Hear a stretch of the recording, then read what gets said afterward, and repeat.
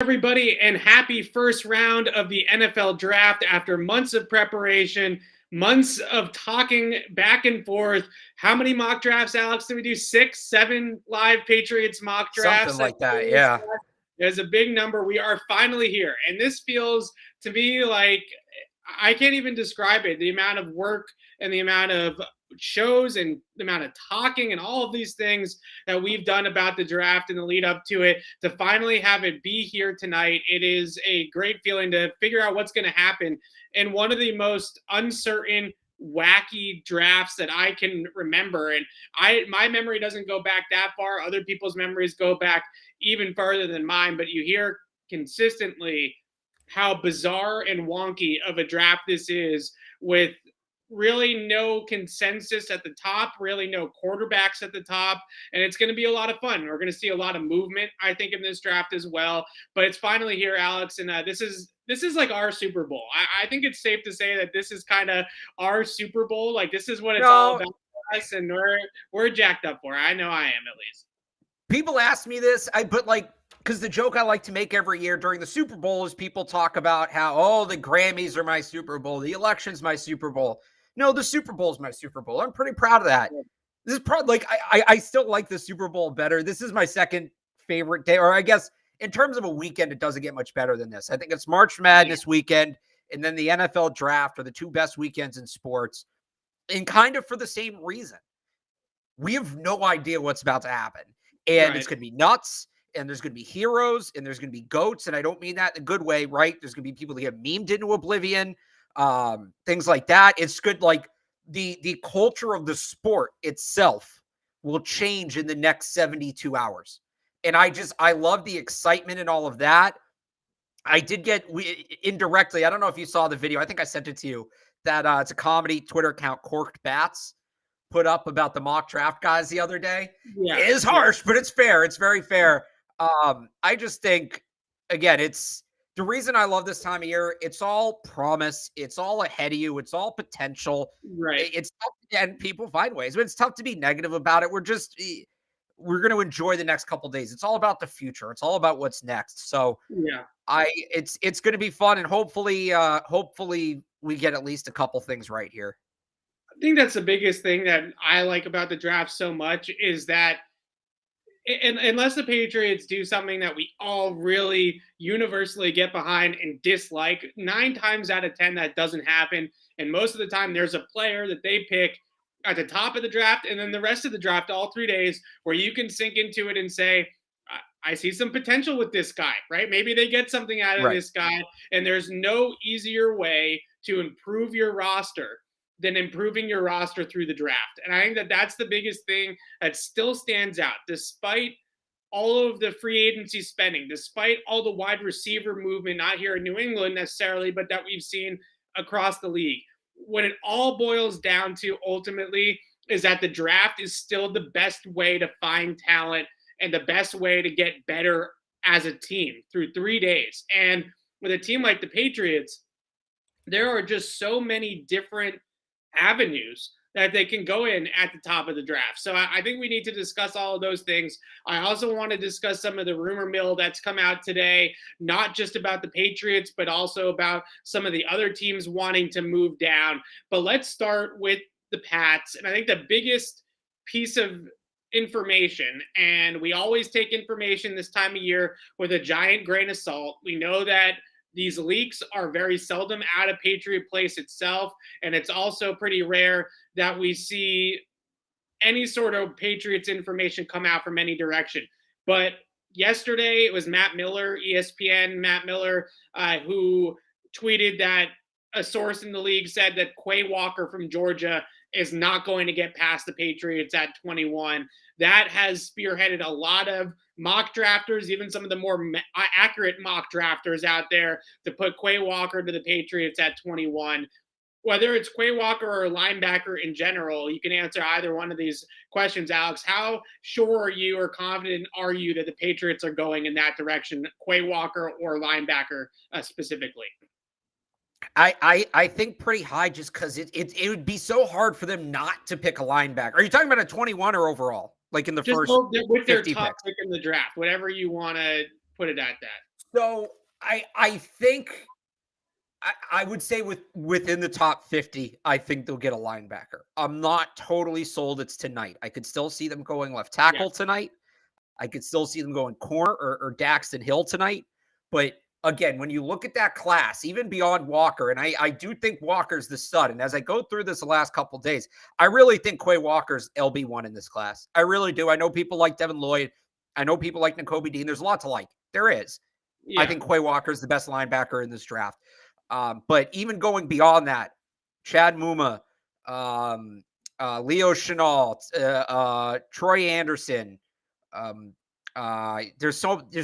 now here we are an hour before the draft. I can't do names. Yeah, no, I hear you. There's just so many talented guys Christian Harris, in that top, in that top 60-ish range for the Patriots. Yeah. And it's such a need.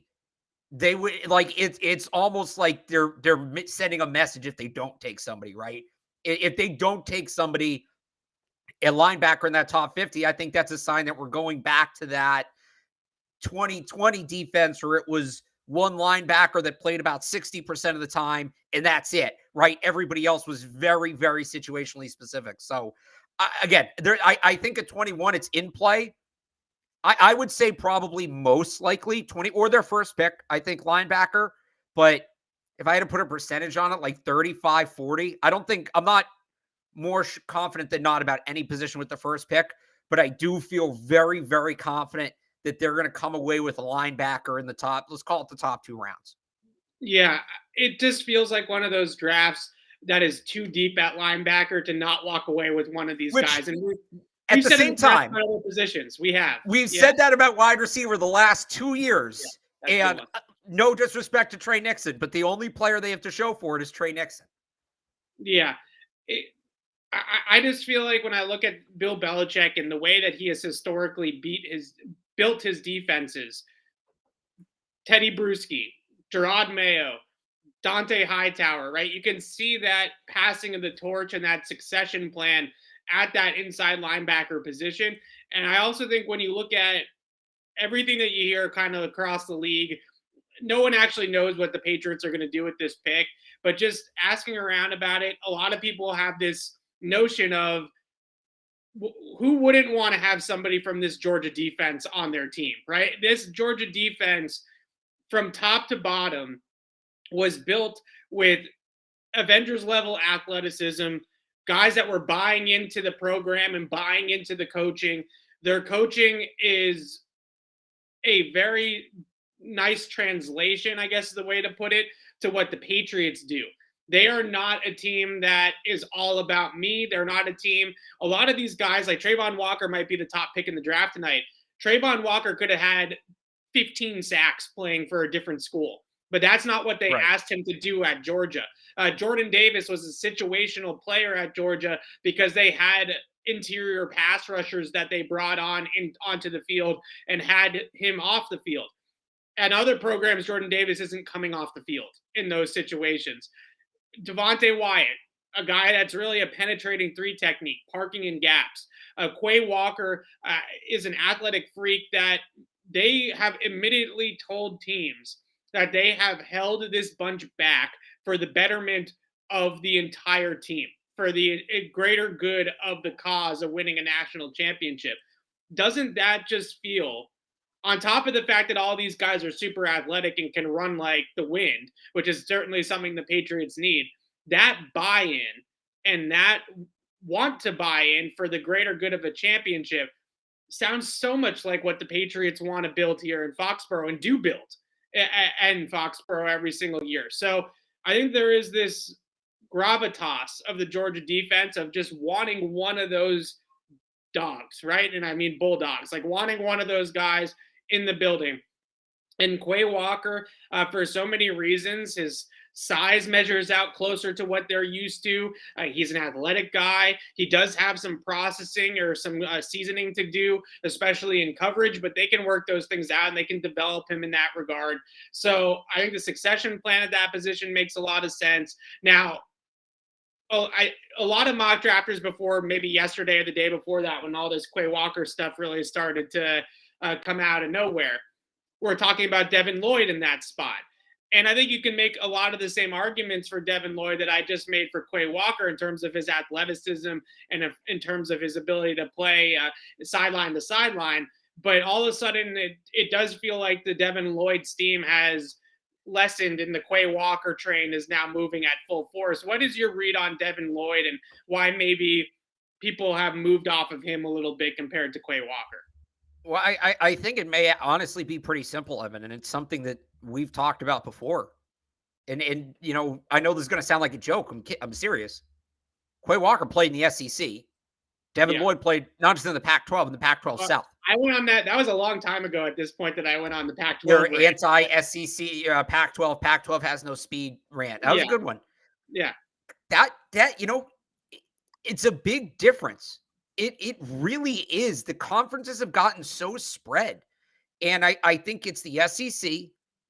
I think it's the Big 10, the Big 12, and then the ACC and the Pac-12 are kind of that next tier. Right. Teams are going to look at that, especially a guy when you're taking a player that high. You know, we talk about we're talking about the adjustment level for guys coming from non-Power 5 schools, guys coming from the FCS level. The talent spread, especially now with some of the NIL stuff, and this is more projecting forward, but you're starting to see it. The talent spread is there. It's a bigger jump to go from the Pac-12 to the NFL than it is to go from the SEC to the NFL. That's just the reality of it. And I think if you're taking a linebacker that high, that guy's going to play right away. And I think people see Quay Walker as more NFL ready. Devin Lloyd may have more upside. You hear the talk, oh, he's this year's Micah Parsons. That's the other thing. I think we all got caught up in whoever it was. I don't even remember. It's like a bad game of telephone. One person said one time early on that Devin Lloyd was the next Micah Parsons. I don't think anybody saw it, but it's a copycat league, and all of a sudden this guy's a potential top 15 pick, right? Right. And I think that wave has just kind of come over. This is another thing about the draft that's really interesting to me. The storylines are kind of objective, right? We're doing the draft tonight in this weekend. Why? If we had done the draft 2 weeks ago, how different would the board look, right? If we had done it, and that's what they used to do immediately after pro days. If we had done the draft 2 weeks ago, I don't think we were talking about Trayvon Walker as 1-1 yet. Yeah. And ultimately, that all comes from inside the rooms. Did these 2 weeks ultimately decide Trayvon Walker going 1-1? If we waited another 2 weeks, if we did the draft in mid-May, would Trayvon Walker go 1-1? Would we be on to the next guy, right?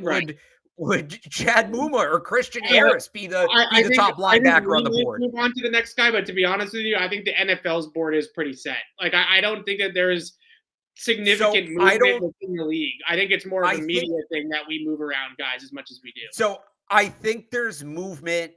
There's movement up until the pro days, which generally run through the first or the middle of the second week in April, right? So that was about 2 weeks ago now, 2.5 weeks ago now. There's movement up until that point. After then, I agree. I think the NFL boards are set. Yeah. But you start to hear stuff trickle out in the media and it gets wilder. Maybe things are delayed. But that's a whole part of it is like people also, as Felger and Mass like to say, you got to do a show today. You need stuff to talk about if you're draft people. Yeah. We did this last year. Could Justin Fields go first overall? Are we overrating Trevor Lawrence? Like, do people believe that? Or is it just a point of conversation because it's been however many months and need something to talk about? Is Jordan Stout better than Matt Araiza? Do you actually think that? Or are you just looking for a talking point here on day 100-something of the pre-draft process? Like, I think you got to try to sift through all of that. I think some of the linebacker discussion right now is a lot of that. So I want to go back to Devin Lloyd for a second. I have heard that Devin Lloyd has a injury red flag on his knee that teams are a little bit concerned about, not necessarily that he's not going to play or he's going to start on the PUP list or anything like that, but more so about his longevity in the league and how long he's going to be able to last. These are the things that have come out this time of year around the draft is, okay, well, this guy's got maybe some bone-on-bone cartilage issue in his knee. How long is he going to be a 10-year pro? Or is he only going to be a 6 to 8 year pro, right? We talked about a lot of this stuff with Sony Michel. But I think the difference is with Devin Lloyd, because you look at them on paper, they're almost a carbon copy of one another. Like, they're exactly the same size. for the most part, I use Mock Draftable a lot for size measurements and comparisons. They have Quay Walker as an 82% match for Devin Lloyd, just from a raw measurable standpoint, right? Like height, weight, length, that sort of thing. So they're basically, from a measurables athletic profile, very, very similar. But there's one key difference. Devin Lloyd ran a 4.66 and Quay Walker ran a 4.52. And when you turn on the tape, that speed is right there. It's palpable. You see it right on the film that Quay Walker is a faster linebacker than Devin Lloyd is. Now, I think Devin Lloyd is better at rushing the passer specifically at this point, I would say, than Quay Walker. And you mentioned some of those Micah Parsons comparisons. I think that's where they come from, is Devin Lloyd's ability to play on the line of scrimmage and play on the end of the line of scrimmage and rush the quarterback. Quay Walker did that at times, and he did that a little bit at Georgia, but not exactly the same, right? It's not exactly with the same type of production, I guess is the word. So I think that there's an argument there, certainly between those two guys, but I'm with you. SEC speed all favors Quay Walker. And I think that's where it's going to end up being for the Patriots too. It sounds like is that they're going to maybe have Quay Walker ahead of Devin Lloyd. We'll see in the long run if they end up being right. I personally, just based off of film evaluation, have Devin Lloyd ahead of Quay Walker in my rankings. But maybe they see it differently, as they often do. So that'll be interesting to see here tonight. That seems to be where the winds are blowing with the Patriots towards linebacker. I want to talk about some of these potential trades as well that we keep hearing about, Alex. A lot of movement potentially on this board, especially it sounds like when the Commanders come on the clock. I think they're at 11, right, in the draft. That's sort of when the wild, wild west is projected to begin. There's teams that are trying to move up in the draft. You have the Saints, you have the Eagles that have those two picks in basically in the span of 3 or 4 picks there. They might package those together. Green Bay, all the way from at 22 and 28, could package those picks to move up in the draft. Dallas has had some rumors for weeks now. Jerry Jones, I think, flat out came out and said it publicly that he would like to move up in the draft and Jerry Jones is Jerry Jones. Yes, target somebody higher. And then also this morning too, Houston was apparently discussing both avenues, either not with their first pick. They're going to pick at 3, but at 13. As they should. Yeah, at 13, they've discussed moving up back into the top 10 from 13 to get their guy, or moving back away from 13 down the board if potentially their guy is already off the board and they don't have a deal in place to move up. So all of this, I think ultimately with the Eagles, with Dallas, with Green Bay, I think these teams are definitely looking for wide receivers, which I think it is interesting from a Patriots perspective how exactly that's all going to shake out. But my bigger question about it is not necessarily about the wide receivers. It's, could the Patriots be a part of facilitating one of these moves up the board? I know it's not maybe the huge jump that Jerry Jones wants to go from 24 to 21, or the Green Bay wants going from 22 to 21 or 28 to 21, but that they could be a part of helping a team move up the board ultimately, because we know that the Patriots have floated out there and through the reports and through the grapevine, Mike Reese has thrown out there a bunch that they would have ideally like to move back. So could the Patriots potentially be involved with one of these teams to help facilitate a move up the board for somebody?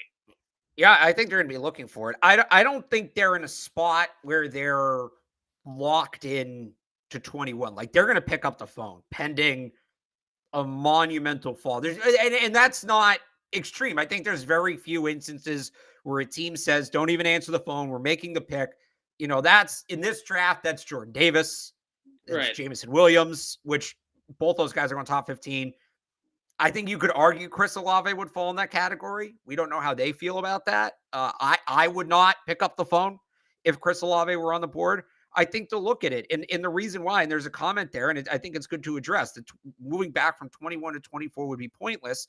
Well, let's say that Treylon Burks is the last of the top receivers on the board. And Treylon Burks isn't a fit for the Patriots, right? Or let's say that 18, 19, 20, somewhere in there, right? One of the guards goes, Zion Johnson or Kenyon Green. All of a sudden, Dallas at 24, they either want Treylon Burks, they want that last receiver, or they want the other guard, right? They want to make sure they get that guy. Those are two picks I think would make a ton of sense. If you're the Patriots, you can get them to overpay if the board falls your way. And Dallas, I think it's 88 is their third round pick.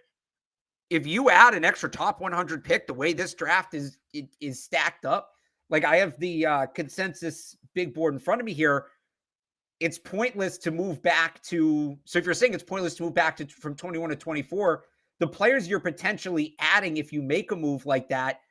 So here's who's expected to go in that range. Instead of getting a shot at one of these guys, you get a shot at two. Troy Anderson, Channing Tindall, Myjai Sanders, Ngabare. Is it Ngabare from South Carolina, the edge rusher? Kingsley Ngabare. Wan'Dale Robinson, Sam Williams, Kobe Bryant, Marcus Jones, Nick Cross, Khalil Shakir is in there, James Cook. So that's like the 80 to 100 range, right? Right. If you getting one of those guys would be great. I think, and they all have a shot. They have the pick at 85, right? If they can add two of those guys and they move back 3 spots and they still get the guy they want anyway, it's great.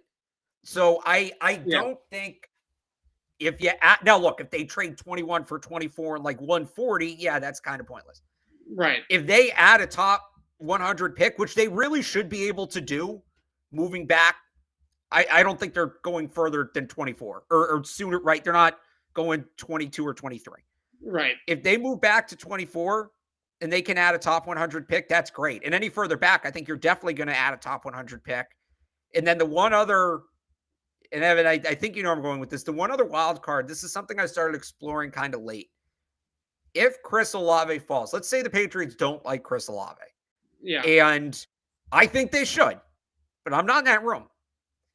I think there's a really good chance, and you've kind of heard whispers of this, that the Chicago Bears, who do not have a first-round pick, they traded it to the Giants last year for Justin Fields. There's rumors that the Bears are going to try to move up in the first and get Chris Olave and pair him with Justin Fields. They were college teammates at Ohio State. If you could get, I think the Bears' first pick is 39.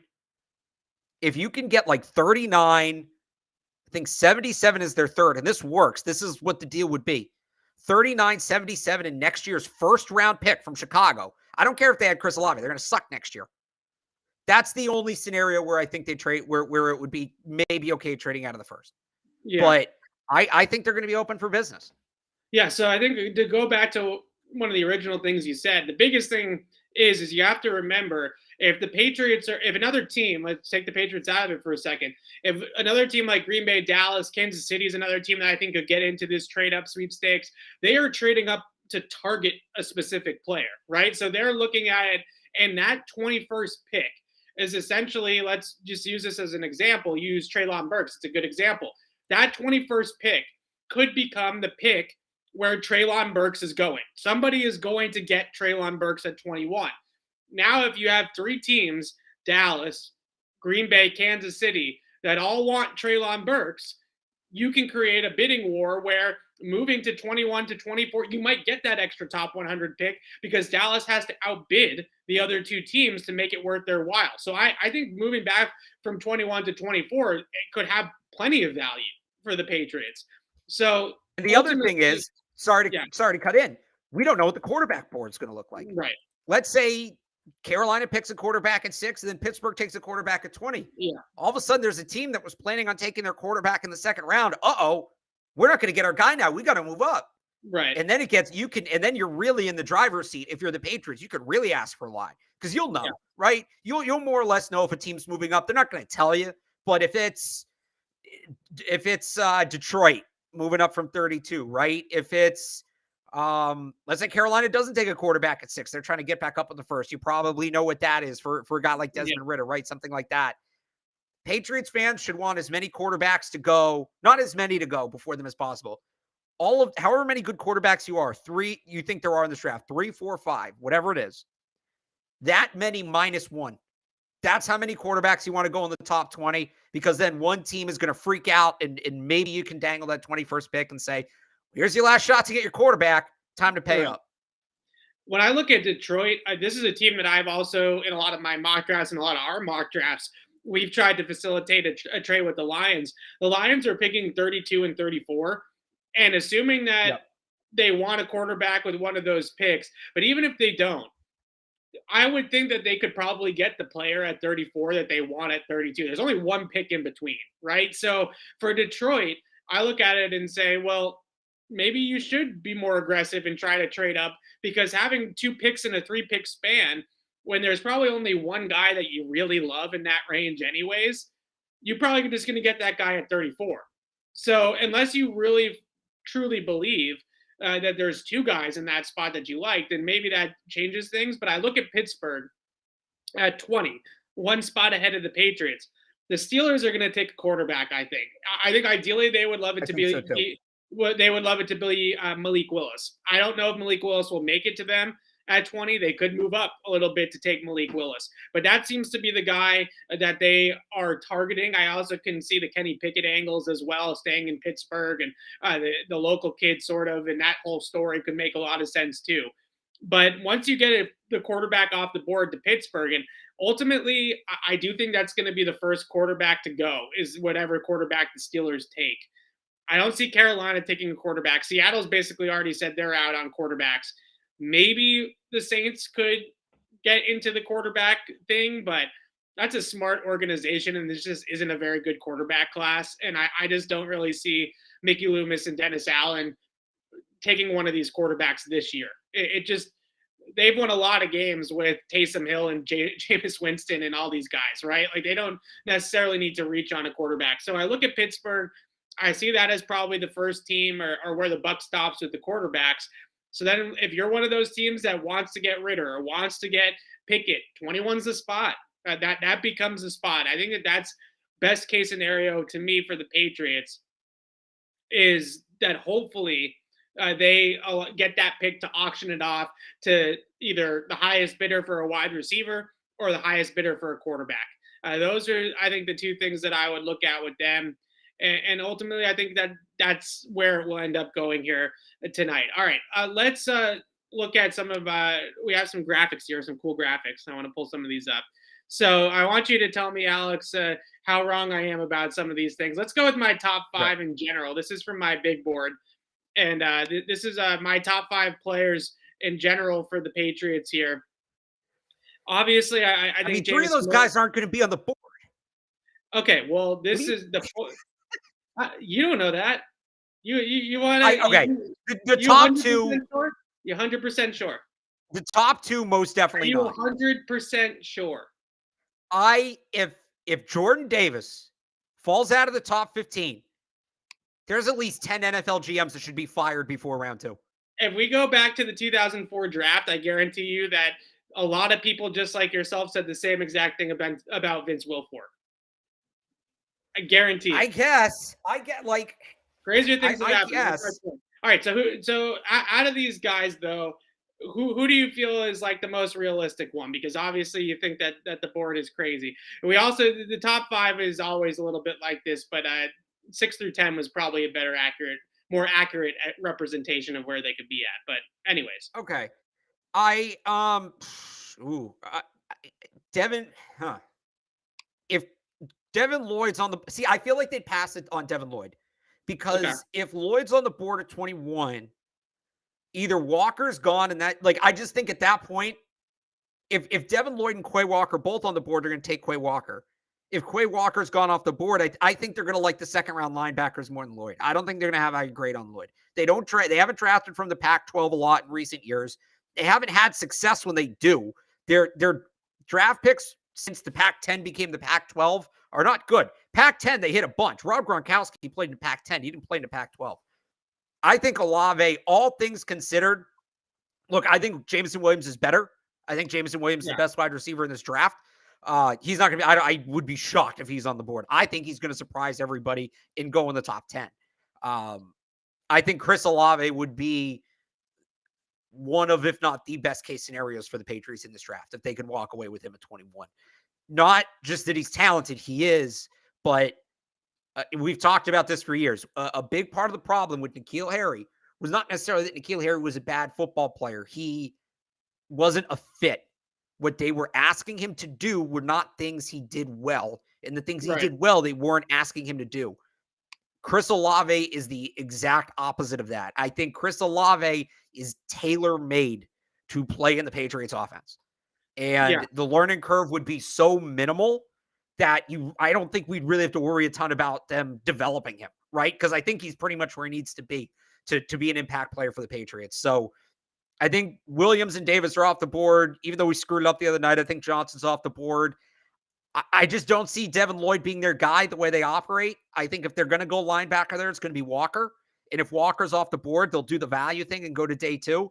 I don't think Chris Olave is on the board either. I think the Bears are going to pay a ton to move up and get him, like in the top 20. But if they can land Chris Olave, good job. Good job. Well done. We move on to day 2. There's a couple other needs, but that's a great pick. So ultimately, I think that Devin Lloyd will end up being the answer to this statement I'm about to make. I think one of these guys will be there at 21 tonight. It's probably going to end up being I highly doubt all 5 would be gone. I agree with you on that. I think you're right. Devin Lloyd's the most likely to be on the board. Yeah, I'm with you that Devin Lloyd does feel a little bit. I've been back and forth. I've been waffling with Devin Lloyd. I think that he's got great playmaking traits. You see some of those sideline to sideline plays. You see some of those really good plays in coverage, the pass rush ability as well. And that versatility to play on and off the line of scrimmage feels very Patriot-like. Like he's a chess piece type of player. Third downs, you put him on the line of scrimmage, you have him rush the passer, a lot like Dante Hightower in that type of way. But at the same time, his ability to play in the box, navigate the box, take on blocks, take the best path to the football. Those are some of the things that don't really go as well for for Devin Lloyd in terms of his translation to the Patriots. So I'm not as high on Devin Lloyd either. To me, the guy, if you have to make one of these things happen, to me, it's the third guy on the list. It's Chris Olave. Jameson Williams. It sounds like I think his absolute floor at this point is probably at maybe the first time the Eagles come on the clock, right? And they're very lucky if they don't have to trade up and move up to get him. I think he's probably going to end up going. I think his ceiling is probably the Giants with that second pick that they have in the top 10. I think they're picking 7th, 5th, and 7th, I think it is. 7th sounds like a nice spot for Jameson Williams to the Giants. So I'm with you that one's probably off the board. Jordan Davis, I think, is so interesting. I texted you about this earlier today. In a draft that's so uncertain at the top, where you're taking some risk, like taking Trayvon Walker 1-1 is a risk. Like I think that the traits are there, but it's a real risk that they're going to project that into the NFL, and he's going to all of a sudden go from 9 sacks in college to 19 in the season in the NFL, right? I mean, that's a huge leap for somebody like Trayvon Walker. The safest player in this draft to me is Jordan Davis, and maybe it's Evan Neal. I think he's probably pretty safe as well, or Ike Ekwonu from North Carolina State, if you want to go offensive line. But on defense and on the defensive line, there's just not I don't see a path that Jordan Davis isn't a 10-year pro. Like, even if he's not an all-pro level player, and obviously this is injuries aside, anybody could get hurt. So injuries I throw out the door. Naturally. I don't see how Jordan Davis at 340 pounds and the way that he moves is not a regular NFL starter for 10 plus years. Like, it just doesn't add up to me that anything else could possibly happen. Yeah, maybe he's ultimately never better than like a Linval Joseph, like a really good nose tackle, but he's going to be a really good nose tackle for a really long time in the league. So I was talking to somebody about this earlier. I think with Jordan Davis, and again, this is the external view of it and why maybe Jordan Davis is projected where he is. Again, I think he's a top 10 talent. I really do. I think he's going to change the league. I think he's going to change the way teams view the defensive line. I think, make yourself big. That's cool. Evan Lazar's show. I think externally, a lot of people, even some experts, and I'm guilty of this at times, I'm not excluded from this. I think people lean heavily on player comps. I think they do, because it just makes it so easy, right? You can visualize it. Oh, this guy is like this player. Well, this player did this. So yeah, it makes sense. There is no player comp for Jordan Davis. You can say Fletcher Cox. You can say J.J. Watt. You can say Vince Wilfork. I can see some of the Fletcher Cox. I think you have to go back. Like, I think the problem is that we didn't see we are not old enough to see Jordan Davis, right? Like Jordan Davis, I think in a lot of ways is like some of the guys that used to play 20, 30 No, years ago. but he's not, because this was talked about after the combine. The combination of size and speed has just never come across Yeah, before. that's absolutely fair. And I think without that comp, it's very hard, without getting into the real nitty-gritty of X's and O's in the tape, to properly express the potential Jordan Davis has, how dominant he can truly be in this league. We're just going to have to see it. Yeah. And I think that's gotten kind of lost in translation, especially if you don't watch college football. He's in the trenches. Even if you're watching Georgia, you don't necessarily have an eye on him unless you're making a point to do it. As somebody who watched a lot of college football this year, he changes games. He's playing in the SEC. He's playing on a defense with multiple first-round picks, won a national championship. Even on the scale of all of that, and, Trayvon Walker is going to go 1-1. We're talking about Quay Walker moving up into the first round. Some of these other guys. There's 2 players on that defense who aren't in this draft who are going to go in the top 10 next year. All that considered, Jordan Davis was a man among boys on that defense. Yeah. He's gonna change the league. I don't think it's, he's going to come in and play 10 years. I think that's his floor. I think his ceiling is next year. That's my point. Is that's his floor? Well, no, and in the draft where everybody's taking chances, like that's such an easy pick to make. He right? has his floor is a 10-year pro and a stud nose tackle. His ceiling what is you're like saying, the best player in the league, right? Like it is. No, you're not exaggerating. He could be the best defensive player in the league, right? And I think that he has the highest upside of any player in this draft. Yeah, I really do. I think he could be, and now he's a defensive tackle, so it's a little different. I think he could be the best, the most upside in this draft. And I was going to say something else about him. Oh, we were talking about this before, right? Micah Parsons, copycat league. I think at this time next year, you're going to see a bunch of random defensive tackles all projected to go in the middle of the first round because everybody's, the next Jordan Davis. We got to get the next Jordan Davis. Who's the next Jordan Davis? Jalen Carter might be the next Jordan Davis. I think for the next 4 or 5 years, we're going to be hearing every year around the draft, well, you got to get the next Jordan Davis. And I'll tell you this, there's not going to be a next Jordan Davis for a long time. The dude is special. The dude is different. Okay. This league has not seen anybody like him before. We both love Jordan Davis. I want to talk about 2 more positions. We talked linebacker. We talked my top 5. Look, you can't look at the Patriots and ignore corner, right? Like corner is a glaring need on their roster. Now, the one reason why I've kind of come off corner in the first round, Alex, is because a lot of the time the Patriots are a second-round corner team, right? They're a second-round defensive back team in general. I think Devin McCourty, Brandon Merriweather, I think, are the 2 only DBs that they've ever drafted in the first round under Belichick. Brandon Merriweather, first-round pick? He was. And both of those guys are safeties, right? So they don't really draft corner early. They drafted Devin as a corner. I don't think the plan was to move him to safety.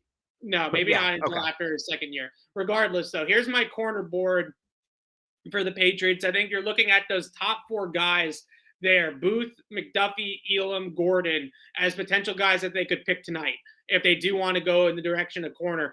Who's your guy out of this group? Because this group in particular, I would say a lot of flavors here, right? Like this is like, you go to Baskin Robbins, which one do you want? Like which ice cream do you want? Because all these guys are very, very different in how they play.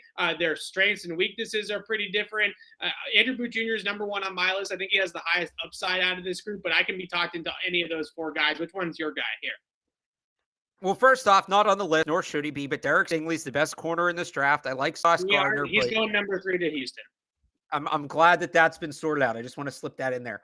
Yeah. We don't have enough information to answer this question. And I know I'm copping out, but is it really going to be a positionless secondary, or are they looking for the big outside press man corner to add to the group that they have?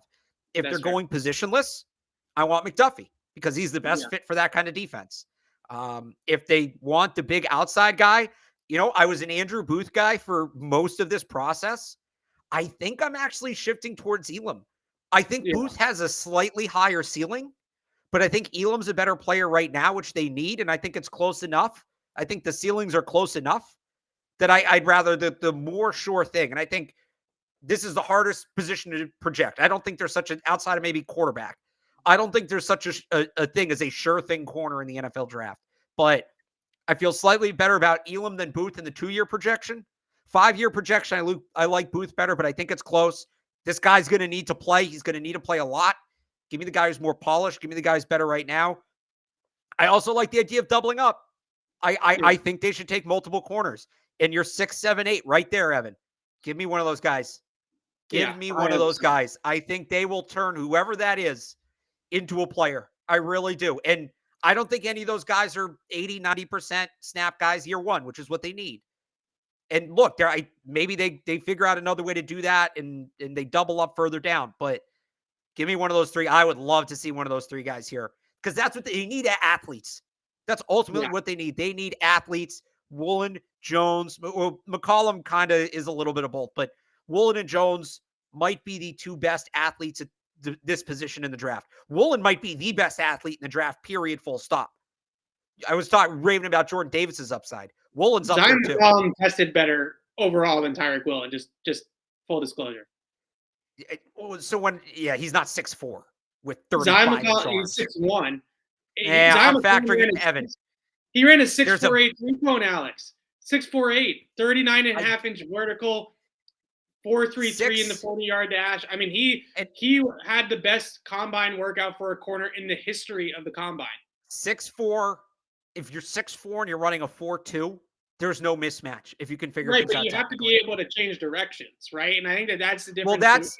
Well, but I don't think that's an athleticism thing. I think that's he's never really had to do that before, kind of thing. So it's like Woolen's upside's tremendously high. Unlike Jordan Davis, I think there's a chance he just doesn't pan out, right? And you lose on the pick. So that's why he's a second or third round pick, not a first round pick. But I think Tariq Woolen's upside is tremendous. So, yeah, I'm with you. So I have Andrew Booth Jr. as number one. I think there's two angles of this that do not scream Patriots. One is the lack of tape or just a lack of reps. He only played 15. He only played 15. Yeah, experience. Thank you. He only played 15 college games, right? And when you look at his snap count, very low snap count, dealt with injuries, things like that. The second thing is that little paw next to his name. You can't ignore the fact that he went to Clemson. And there's something about Clemson that Bill Belichick, it's something about Dabo Swinney that Bill Belichick has stayed away from in the past. All the talent to come through that school in 20 plus years to never draft somebody out of Clemson, that's kind of remarkable, right? That's a standout thing. That's something that we have to discuss. So Andrew Booth Jr., I think talent-wise, has the highest upside of any of the guys in this group because of his explosiveness. He's an explosive athlete. He's got explosive closing speed. He's got great ball skills down the field. He is a true ball hawking dog. Like, he can go out there and make some real plays on the football. If they want to go with the heady, instinctual, high IQ, good athletes, good open field tacklers, like, in a lot of ways, the Washington guys are kind of like the Devin McCourtys of the world, right? Like, Trent McDuffie and Kyler Gordon are not the sexiest coverage guys. That's definitely more like a guy like Booth. But in terms of just open field tackling ability and limiting yards after the catch, my hesitation with McDuffie is, according to PFF, his average depth of target face was 8.8 yards. He faced something like six. He faced something like 6 passes of 20 plus yards down the field the entire season, playing as a regular player in that defense, right? A starter, a guy that played a ton of snaps. So I look at that and I have concerns about, it doesn't necessarily mean he can't, but we haven't necessarily seen him play the football down the field.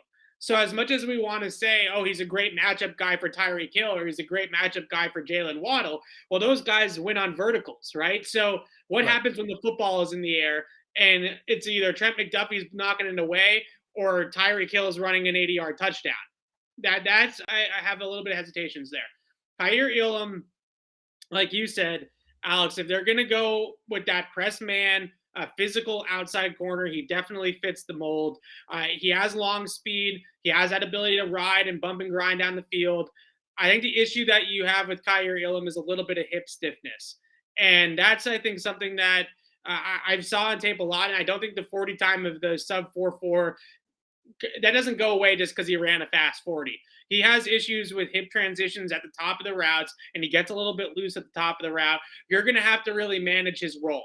That's somebody that I think that you're going to have to make sure that he's going up against, the Gabriel Davises of the world, the 6'1", 6'2" plus X outside receiver. He's a matchup corner. He's not somebody that's just whoever the number one is, regardless of skill set, we're going to throw him at that guy, right? It's not that easy of a translation for Elam. So if I had to pick out of this group, I am starting to gravitate a little bit more towards Kyler Gordon than I thought I would. Really complete profile, but I still can't unsee some of the things I saw on tape with Andrew Booth Jr. That guy can just really get after it. I've used the Jair Alexander comparison before. I think that's a really good one. I really like him as well. All right, last one here, and then we have some predictions of what's going to happen tonight before we wrap this up. Offensive line. I have definitely been on the record that I don't want the Patriots to go guard. I'm not swooning over any of these tackles either, but we have to at least acknowledge the fact that this is a possibility, Alex, in the first round for obvious reasons. No more Shaq Mason, no more Ted Karras on the interior. You need to start thinking about the next steps on the tackle position. Trevor Penning there at number one in the OT rankings there. He could go top 10. Like, there's some weird Seattle number 9 buzz with Trevor Penning. I don't know if Trevor Penning is going to make it to 21. And a lot of that has to do with the testing, right? I mean, he tested incredibly well at the combine, Senior Bowl guy. A lot of teams in the top 20 have been linked in the last 24, 48 hours to Trevor Penning. And I just hate the idea of taking Bernard Raymond in the first round. It's no offense to him, but a 25-year-old rookie with 18 career starts on the offensive line, I think that that's a really rich pick to pick at 21. Who are you liking out of this list, though? And we can talk about the guards. It's going to kill me, but we can talk about the guards. Yeah, well, so then the interesting thing becomes if Penning falls, would the Patriots move up for Charles Cross? Right? And would they see that as the value if he moves down? I agree with you. I like Penning better just because I think tackle's a long-term pick and Raymond's going to be, a 26-year-old rookie? 25, 26? 25-year-old rookie, yeah. I do like you move Daniel Falele up. I know we were both kind of out on him at the Senior Bowl. The more time that's gone on, I think he's a fit. In terms of the guards, yeah, I would agree with your top 3. I think Kenyon Green's the better player. And I think they both could give you some tackle versatility. They're both basically guards. Sawyer, to me, is the guy on this list that really interests me. And not at 21, but he could come in. He could play guard this year. He potentially could move out to tackle. Georgia guy, played really well in the college football playoff, which they look at. How do you do late in the year? How do you do against Aiden Hutchinson? Yeah. He erased both Aiden Hutchinson and David Ojabo. I mean, he was a big part of that because they tried switching sides late in that game, and he took Ojabo away too. That's something that the Patriots circle on their draft board, right? This guy took out the player who everybody thinks is the best player in the draft. Yeah. Honestly, if they go like your 2 third-ranked guys there, if they grab those 2 guys on day 3, interesting. I think like that's an interesting combo, right? Yeah. So a lot of versatility. Sawyer to me is a guy who I think is, and I know you wanted to talk about the first round, but I think you covered it. I agree with you on most of it. Sawyer is a guy who has not been talked about enough in relation to the Patriots. He really hasn't. When they pick him, everybody's going to be like, how did we not see that coming? It makes a ton of sense. We've talked about him a decent amount. Not to pat ourselves on the back, but we've talked about Sawyer a decent amount.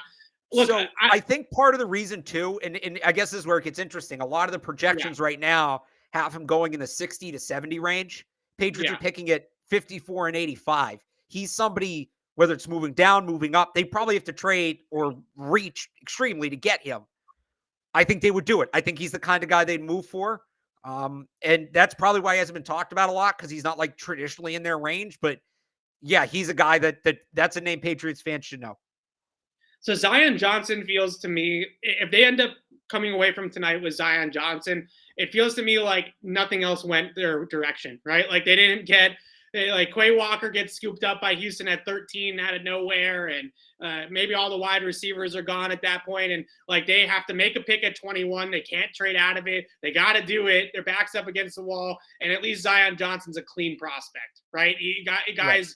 Clean, you're going to plug and play him at left guard, and everything is going to be fine with him. And he's, who he is. And I guess there's some benefit to that. I just hate the idea. Like what I keep coming back to with guard and with Zion Johnson is just how does Zion Johnson help you against Buffalo? Like if you're in a game against the Bills, does Zion Johnson make you anywhere closer to Buffalo than you were yesterday? Like the answer just is no. Like if you were in a division, let's say they were in the NFC West and you had to go through Aaron Donald twice a year, and that was like the guy you had to stop, right? Then okay, fine. But are you that afraid of Ed Oliver that he's going to wreck your entire day by not having a premium guard at that spot?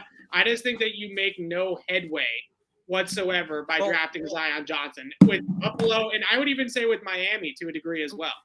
I guess let me ask you this. Let's say they move back and they get him at like 32, and then they also had a top 100 pick. It helps me stomach it better. But I still just don't think I don't think you've moved the needle. Like, I don't think you've gotten any better. I would just so much rather them take a player on defense that could actually help you against Buffalo. Like, I just don't see how beating Buffalo or beating Cincinnati or beating Kansas City, like no matter what team you have to go through in the AFC, how does drafting a guard in the first round help you keep pace with Justin Herbert and the Chargers in the playoff game next winter? Or Buffalo or Miami or whatever, Right. I said this on Felger and Maz today. I think if they have a more big picture approach to it, right? Let's say whatever it is. Okay, so like let's say they move down, right? Let's say they move down. They take Kenyon Green or Zion Johnson. Evan, you're ready to go lick a shopping cart, all of that, right? And then they come back tomorrow. They move up in the second. They get Quay Walker, and then they get John Mechie. That's a really good draft all of a sudden. Yeah. That's a really, really good draft.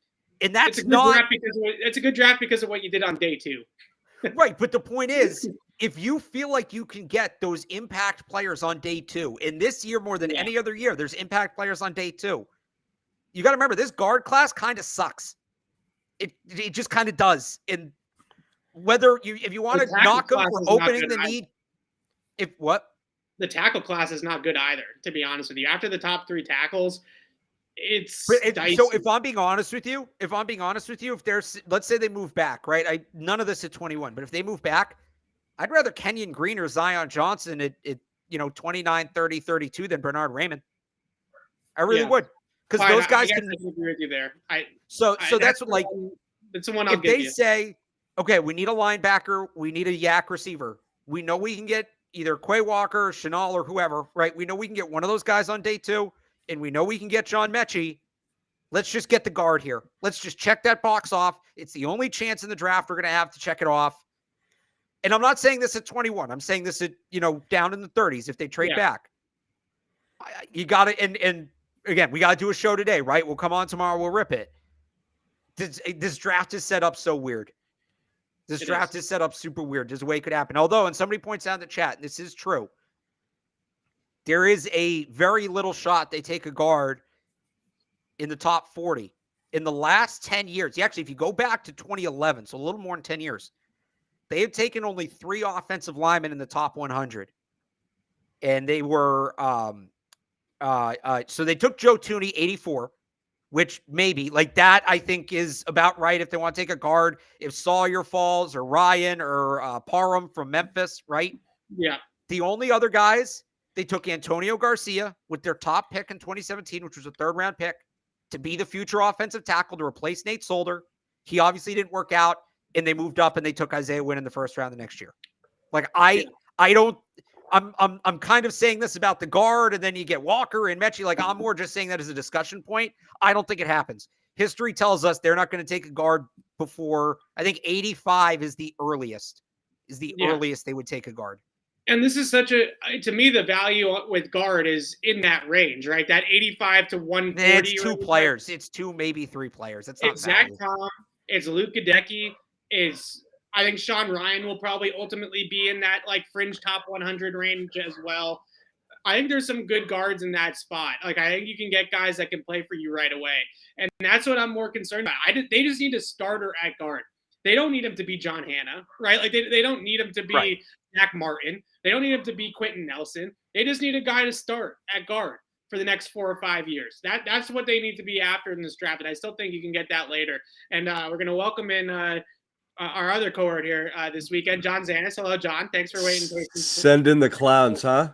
Yeah, right. We're 4 minutes away now from at least the start of the broadcast of the draft. I think we're a little bit further away from the actual draft itself. Well, I was going to ask you guys a couple questions before we let Alex go, because I know he's got 98.5 responsibilities. You kind of teased it a little bit here, but the picks you least want to see, and for you, and yes, what? Who did that? What? Who did what? These movements. Who made you big? I didn't touch He's been anything. doing it all night. Don't do that. I didn't touch anything. So Zion Johnson is your nightmare pick, Evan. Alex, do you have one either nightmare pick or position that you don't want to see? And I understand your rationale. First off, yes, draft a guard at 84, not 21, please. I understand your rationale behind trading back, getting a quality player, and loading up on day 2, though I tend to agree with Evan. Day 2 is what makes that draft, not the day 1, but whatever. A starter is a starter, so fine. If you get one, you check that box. I think historically the Patriots have clearly shown if there's one thing they do really, really, really well, it's draft interior offensive linemen later in drafts. But what's your nightmare pick, player, or position if they stand pat at 21, Alex? So I'll go a little outside the box here. I'll give you my nightmare pass. My nightmare pass is if Chris Olave is on the board. Right. That's going to happen, by the way. One of the receivers you guys want is going to be there at 21. So why do we have to talk about it like that? And then they're not going to take him, and that's going to happen. Prepare for that. Jameson Williams, Jordan Davis, I would also categorize as nightmare passes if like somehow Stingley falls, because that's been discussed. The one that's semi-realistic is Olave. And I'll tell you this, if they pass on Chris Olave, we are going to hear about it for a decade. That is going to be the next. We've heard about N'Keal Harry for 4 years. That's about to no longer be a talking point. He's not going to be here.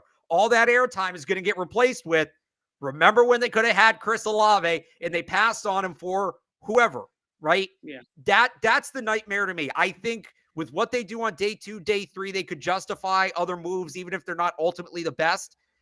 Passing on Olave, that would be tough. Or I'll say this, taking Treylon Burks if he's the last receiver, that would be tough. So wait, you do or do not want to take Treylon Burks at 21? I would rather not. I just rather not. Now, that would be N'Keal Harry 2.0. Why are you so polite about it? So here's my next question. If either Olave or Jameson is available at blank, you move up to get him. But So I don't think Jameson Williams is going to be available where they can realistically Everyone move seems up. to have him gone by 15. So yes, but let's just say if one of those two is there in the 15, 16, 17 range, do you do what it takes to move? So Williams, absolutely. I would move up if you can maybe get a deal done with Houston at 13 for Williams. Olave, I would say like 15, 16, 17. And me and Evan have done this, and it's a whole thing. Yeah. The way the board looks right now, to move into 15 to 19 is super difficult. It's going to be crazy expensive. I might do it for Olave, Davis, Williams. Those are like the 3 players. That's probably it. And you might I wouldn't give up a future first if I'm them. Yeah. Because they need another playmaker next year. And you might have to do that to make that move. Do you guys cut receiver at Olave? Is that it? In the first beyond that, is there anyone you take where the Patriots are drafting? Any of the other ones, Dotson, Watson, Burks, any of the other names that you hear? At 21, no. If they move back to like 30, 32, maybe you could talk to me about Jahan Dotson there, because you have another top 100 pick now, but not at 21. So the issue with the issue with passing on receiver at that point is you have Dallas, Green Bay, and Kansas City, and they may not stay there. But those 3 teams are almost going to take something. at least take one of the Green Bay's got 2 picks. They're taking a Right. receiver with. I think right. Kansas City probably will too after Yep. trading Tyreek Hill. So Yep. now you're talking about really getting down the board at wide receiver. Like at the time the Patriots get to 54, like maybe if you're lucky, John Mechie is still there at 54, and you can pull the trigger on that. But now you're getting into like the Khalil Shakurs and the Danny Grays and like that kind of range of the draft. So if you want a premium wide receiver, then I think that you do have to start to think about it, because once you get past the first round, once you get out of the first round, all the real blue chip guys are going to be off the board at that point. And that's my thought. If you like him at 21, there's not a big difference liking him at 27 or 28 if you think he's going to come in and be a contributor for you right away in a position of need. Before Alex goes, real quick, let's get the predictions. Yes. Who are the Patriots taking? Evan, we'll start with you. If they stand pat at 21, what are they doing here? Okay, so I got a little bit of a surprise. Alex covers what I think my brain is telling me is going to happen here tonight. I want to go with a little bit bolder with my prediction. I was texting with somebody in the league earlier today, and he was the first person to point out to me that the Patriots could go wide receiver. The very first person. Everybody else told me linebacker, defense, guard, Zion Johnson. The one person that told me wide receiver, and I'm like, everybody thinks they're going defense. Maybe they are actually going wide receiver, right? Like maybe that's actually the sneaky pick here.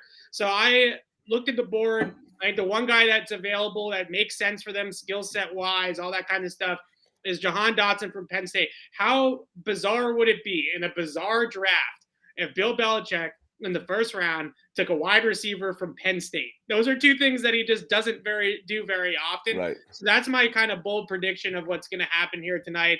Patriots go wide receiver. I named Jahan Dotson here just because I think Olave, Jamison Williams, Garrett Wilson, I think those guys will all be gone, Drake London. So you're kind of taking the 5th wide receiver on the board, which for me would be Jahan Dotson. All right. And Alex, what do you have them doing today in round 1? In Matt Groh, I trust. I have them trading down a little bit, staying in the first round though, and taking Quay Walker. I think that's what I had. I honestly don't remember what I had on the graphic. Yeah. That's what I had. Good. I've had like 6 different predictions today. It's been a crazy day, moving pieces. I think they trade back, stay in the first round. They want that 5th-year option. They value that 5th-year option. They take Quay Walker, and then they'll have 4 picks on day 2. And I think Matt Groh goes nuts with that and saves the franchise. So, Alex, before we let you go, because you mentioned Matt Groh's name a couple of times, do you think this is Matt Groh's board? Because I think that really matters. Like, if it's Matt Groh's board, then I think that we could see some things that are a little bit different than what we've seen in the past. But if it's Bill's board, I don't really think I think we might see Zion Johnson. Like, I think we might see the whole guard. Evan, I've been an in Bill we trust guy since I grew up 5 minutes from Gillette Stadium. So let me say this emphatically. In Groh, I trust. So now you're a Groh guy. I think he's going to deliver tonight.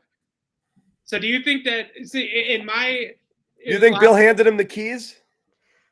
I kind of think collaborative effort. I kind of think that Bill's got. I don't know what that means. First round. Yeah. I kind of think Bill's got the first round. So I think I think after that, maybe he lets. Here's what I think it is. But I think Bill knows what kind of player he wants. I think Groh has a better understanding of what the current college game is and can help better translate that to what Bill's looking for. Especially based off of his press conference a couple of weeks ago. So I think it's Bill says, go get me this guy. Like, go get me an athletic left tackle. Go get me, a 3-down linebacker. And Groh's just better at finding that guy because he grew up with the modern game.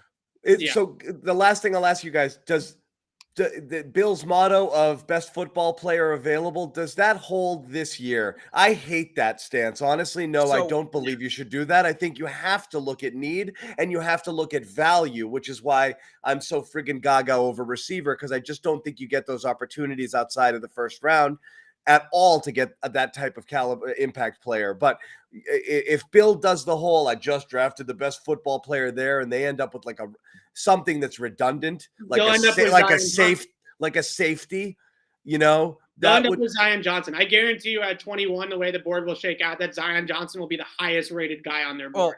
Right? If we're going just by like evaluation. So here's the comeback I always have to that. We took the best player available.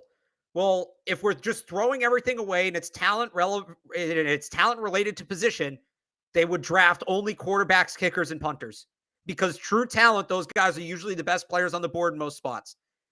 So then it's, well, no, but they value different positions differently. Well, so then it's not best player available. Now we're putting conditions on it. Best player available is a catch-all. You're drafting the best player for the situation for your team, which is no duh. That's what you do.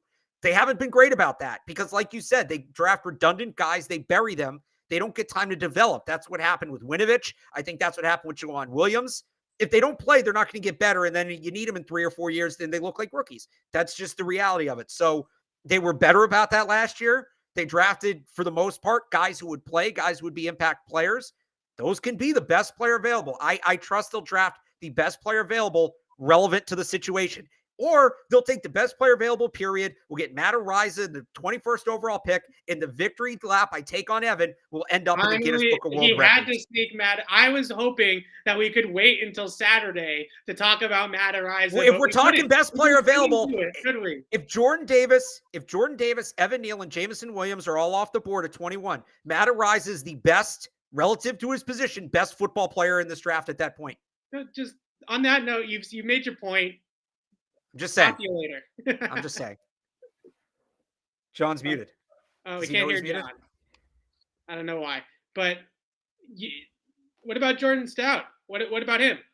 We're getting cute. People need narratives. They're going to like Jordan Stout better. The Patriots are. I've come to terms with that. And I like Jordan Stout. But yeah, so you're a Jordan Stout guy, though. I know. I like both of them. I think people can't wrap their heads around the concept of a punter having upside. And I think that's where they get lost with Araiza. He's only been doing this for a year. He's going to get better. Like, we don't talk about that with kickers and punters. We don't talk about upside with kickers and punters. Araiza has upside. So I think the biggest difference in now, we're really off the rails talking about the punters in the first round. What I see, John's got to get his crap together. Yeah, and I'll admit it that I'm counting on other people to tell me about punters. I'm by no means a punter scout here. The one thing I'll say about it, though, is from what I understand is that Stout is a more situational punter, right? Like if you need to pin a team deep, kicking on your side of the 50, like the Patriots kill me and do so often, like that, then Stout might be more of your guy. When you're on your own goal line and you need to flip field position, that's Araiza's territory, right? Like he's the 80-yard punt guy. But at the same time, so people worry about Araiza with the touchbacks. I think he'll learn to control that just because, again, he's only been doing it for a year. He'll fix it. Fair enough. All right. We got John back now. Right. I think I just pulled the plug on my mic. I hadn't muted. Okay. You can hear me all right? Yes, we got you guys in good hands? We're in good hands, Alex. Hardly, but yeah. We'll tomorrow. We'll do our best. Thanks, Alex Barth. Make sure you check out Alex Barth over at 98.5. Tons of draft coverage. He's been working his ass off over there. He'll be having updates throughout the night and a ton of written stuff over there. So, again, make sure you check out Alex's written work, and we'll talk more draft tomorrow. Have a good one, guys. Thanks, Alex. Just teasing ahead what we're going to do here, Evan and I. We're going to hang out and go for a pick or so here just to see if there's any crazy surprises. And then what we're going to do, we're going to pop back on maybe a few picks before the Patriots take their 21st selection. And we'll talk you all the way through that, the anticipation, best players remaining at that point. We'll evaluate the pick. I'll cry. Evan, maybe too. We'll see about it. And then, we'll be back tomorrow with a ton more coverage for sure. Should the Patriots trade up, we will jump up immediately and start reacting to that if there's news of that. So again, as soon as there's anything related to the Patriots going on, you guys can head right back here. We already have another stream scheduled. You can see it on our YouTube channel. If you haven't already subscribed, turn on your notifications. You'll be notified when we go live.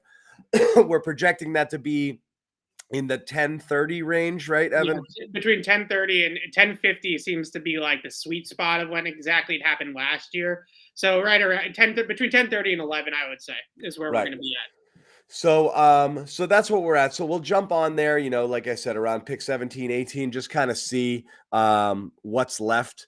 By that point, as we said, all of Evan's favorite receivers could be gone, at which point you could be in kind of Jahan Dotson territory. Now, is he the only one past Olave that you would consider taking at this point in the first round?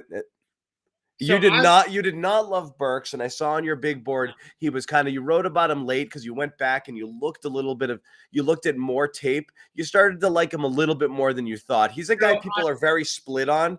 Yes. in terms of where he falls. Some people think he's a second-round talent. Some people think he's firmly in that area where the Patriots are picking. It's a really difficult evaluation because there's so much AJ Brown to his game, but then there's also so much N'Keal Harry to his game. So it's like, which way does he go? Because quite frankly, those two players coming out, AJ Brown and N'Keal Harry, weren't all that different in terms of their profiles. It just that little bit extra speed that AJ Brown has over those two guys. The fact that AJ Brown was like a mid 4.4s guy instead of a low 4.5s guy made all the difference in the world in his NFL career. And that's the difference between having a perennial Pro Bowler in AJ Brown and having a bust of a first round pick like N'Keal Harry. Treylon Burks' 4.55 40-yard dash scares me. I know everybody puts out there, oh, well, he's got build-up speed, or watch him run away from Alabama's defense here, right? And all that kind of stuff. Build-up speed's all well and good, but so much of the NFL and so much of the wide receiver position is what you can do in the first 10 yards. Yeah. Right. How you get off the line of scrimmage, if you're sudden, if you're quick, if you're explosive. This is what killed N'Keal. He literally couldn't get off. He couldn't get off the line. And I see the exact same issues with Treylon Burks as the Jaguars are now officially on the clock. So I see the exact same issues with Treylon Burks as the suddenness, the quickness, the initial burst off of the line of scrimmage. None of that is there. So it's all well and good that he can run by people 50 yards down the field after the catch, and he can run with it when they get him on end arounds and jet sweeps and stuff like that, and they get him moving before he gets the ball in his hands. He can pick up speed. But in terms of that sudden acceleration, it's just not there for me. And that's why I didn't have him on my board, because ultimately it's fool me once, right? Like, if fool me once, then you that's on you, right? But fool me twice, it's on me. If I'm the Patriots and I double down and I take Treylon Burks a couple years after taking N'Keal Harry in the first round, how did you learn, right? Like, did you evolve as a team at all from an evaluation standpoint? Absolutely not. Like, that's just more of the same mess that you got yourself into in 2019. Now, you said you talked to someone today. That's the first time you kind of heard the whispers of the receiver thing. Yeah. And again, Patriots, as much as anybody, and this is part of the game, the misdirection is everything. You don't want people to know where you're going, what you're doing. And that totally makes sense. But, is there any chatter outside of that that you hear around the Patriots, just in terms of they really love this guy? And I know everyone keeps pointing back to, you keep seeing them tied to the same people. You see Devin Lloyd coming up a ton. You obviously see the guard there from BC that we've talked about a good bit. Anything that, like, the thing you're hearing the most, you can't get out of your ears? So there's two things. One is absolutely the elephant in the room for everybody that you talk to about the Patriots. The giant, 2-ton elephant in the room is the fact that their wide receiver room is a lot worse than a lot of teams' wide receiver rooms, just especially at the top. I think more teams, more people you talk to have come around to their depth. Like, they have good 2 through 4, right? Especially after the Devontae Parker trade. You have Parker, you have Kendrick Bourne, you have Jacoby Myers. Like, those guys, I think people feel nice. Aguilar, I guess, is still a person. Category. Yeah, Aguilar in that depth category. They don't have, and I don't think either one of the tight ends, Hunter Henry, I had a great year last year. And realistically, you're probably saying they have 3.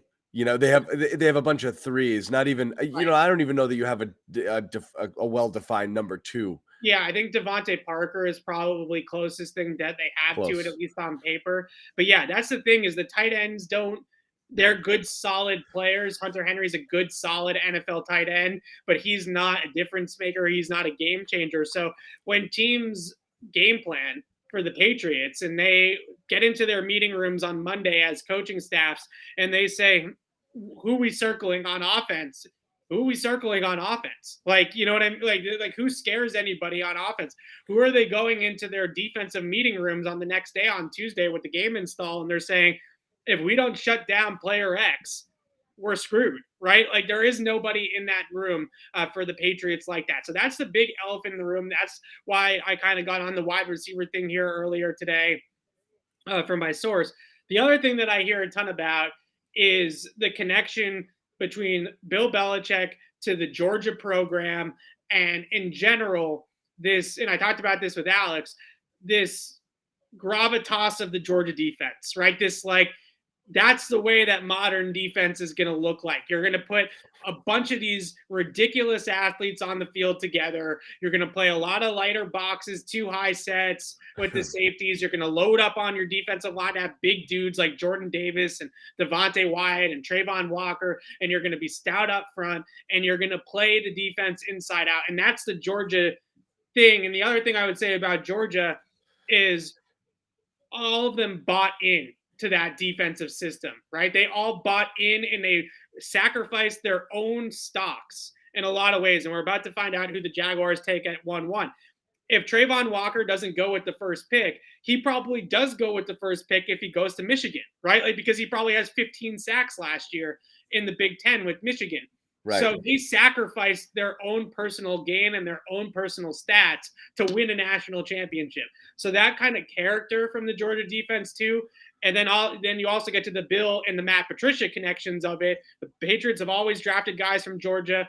Matt Patricia has a really good relationship with Kirby Smart. They go way back. And the pick has been tipped, Evan. It is Walker. So it is Trayvon Walker. So this is an interesting pick to me because I don't think in my time covering the draft that I have ever seen a more projection-based first-round pick. Trayvon Walker at Georgia had 9.5 career sacks over 3 seasons of full-time play at Georgia. That is it. Now, everybody that would listen to him, Kirby Smart went around and he obviously advocated for his guys. And everybody that would listen to him said, we are a gap control defense. We talk about this with the Patriots all the time, John, where they're not a pin your ears back defense, right? They're not a defense that allows guys to go after each other or go after the quarterback. That's Georgia too. They're gap control. They're all about pocket integrity and keeping these scramblers at bay and all that kind of stuff. So if he is in a different system, that's the hope. That Trayvon Walker in a different system let loose can do, different cat. But the problem is you're expecting a 9-sack guy in college to essentially be a 15-sack guy in one season in the NFL just off of traits, just as off of strictly off the fact that he is built in a lab to rush the passer. Right. And we'll see. Like, I don't, there's a lot of projection here. I understand why they go with him. He's bendier. He's longer. He's more explosive than Aiden Hutchinson. He moves better than Aiden Hutchinson. But Hutchinson's production was off the charts. So, I mean, again, it was an interesting quandary here. You think Hutchinson clearly goes 2 here to Detroit? So there's some real interesting conversations you keep having about there could be some wild cards coming up here.